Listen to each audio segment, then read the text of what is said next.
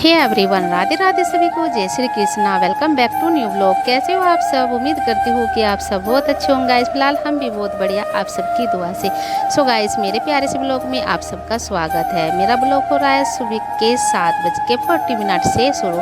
So guys, फिलहाल मैं जा रही हूँ स्कूल में बच्चों को छोड़ने के लिए, और मेरे बच्चे आगे आगे स्कूल में जा रहे हैं, मैं उनके पीछे हूँ। मैंने क्योंकि बैग उनका दोनों का ही कवर कर रखा है, और फिलहाल तो बच्चों को छोड़ के स्कूल में से घर पे आके बहुत सारे काम करने हैं। बच्चे पहुंच जाते हैं स्कूल में, मैं चल देती हूँ रूम पर।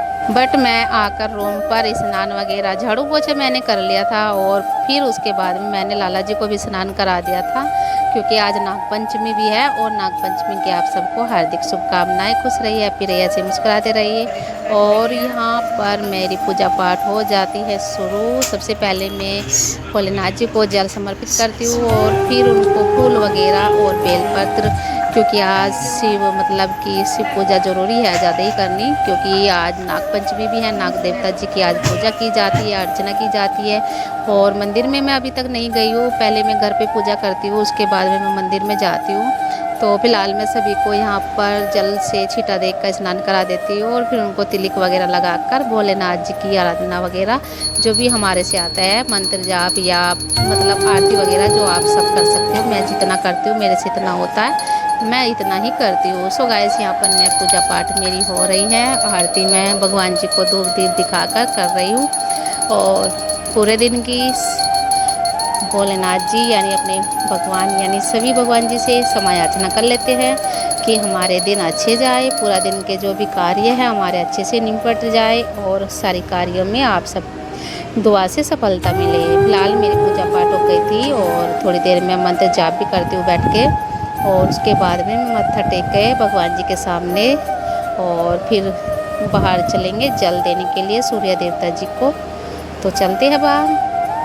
बट मैं आ गई थी बाहर सूर्य देवता जी को जल देने के लिए। ये मेरा छोटा सा बेलपत्र लगाया हुआ है, क्योंकि सूख गया था, तो मैं इसी में जल देती हूँ। उसके बाद में मैं आ जाती हूँ मंदिर में, और मंदिर में जितनी भी लेडीज है सेवा में ज़रूर रहती हैं, क्योंकि जहाँ जहाँ चीज़ें रखी होती है उसकी सेवा में अच्छा करते हैं, अच्छे से ध्यान लगाते हैं। भगवान जी उनको सफलता जरूर देते हैं। आज बहुत ज़्यादा भीड़ है, इसलिए मैं शिवालय की वीडियो शूट नहीं कर पाई, क्योंकि शिवालय में अंदर शिवलिंग पर बहुत सारी भीड़ थी, इकट्ठी थी ज़्यादा ही। गाइस, चलती हूँ किचन साफ करती हूँ। नाश्ता हम लोगों ने कर लिया है, मेरा तो आज फास्ट है, तो मैंने तो चाय और पेट। फिलहाल 1:30 बज चुका है, और मेरे बच्चों का टाइम हो चुका है। मेरे हस्बैंड लेने गई हैं बच्चों को स्कूल में, तो मैं तब तक वे आएंगे, तब तक मैं खाना बना देती हूँ उनके लिए। मैं बना रही हूँ नमकीन चावल।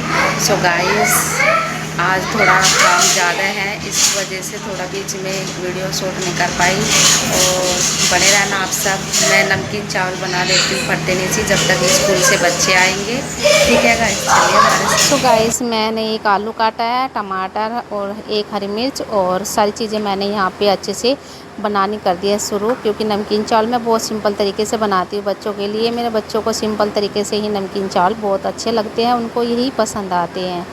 तो गाइस, यहाँ पर फट देने से मैंने बना दी हैं, और बस 2 ही गिलास मैंने पानी डाला है इसमें। तब तक मैं 2 सीटी लगाऊंगी और बनकर रेडी हो जाएगी।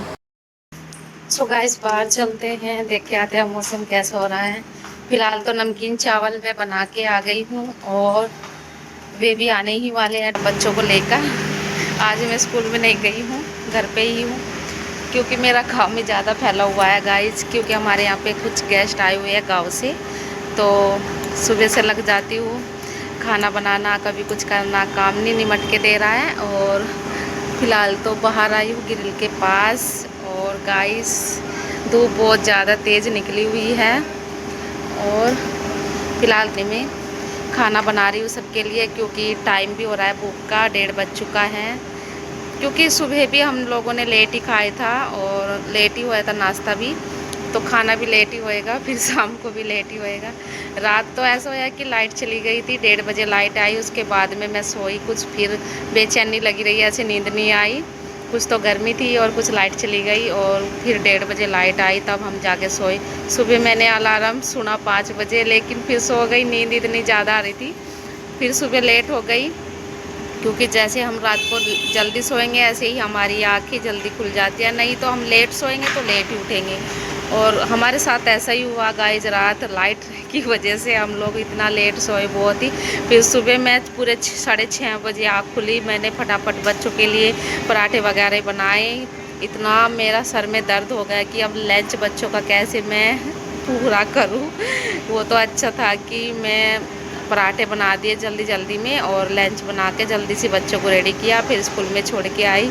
आज सुबह से मेरा सारा काम लेट ही हो जा रहा है, क्योंकि सारा एक तो ऊपर से मैं अकेली करने वाली, और फिर ऊपर से हमारे यहाँ पे गेस्ट आए हुए हैं, बहुत सारा काम है जो हैंडल करना हो रहा है और मैं अकेली थक जाती हूँ। आज मेरा फास्ट भी है क्योंकि आज सोमवार का व्रत भी है सावन में, तो कंप्लीट हो जाएंगे अब। और जैसे कि आप जानते हो नाग पंचमी भी है आज, तो भोलेनाथ जी पर लोटा जल लेके गई थी, वहाँ पे भी देखा इतनी सारी भीड़ है।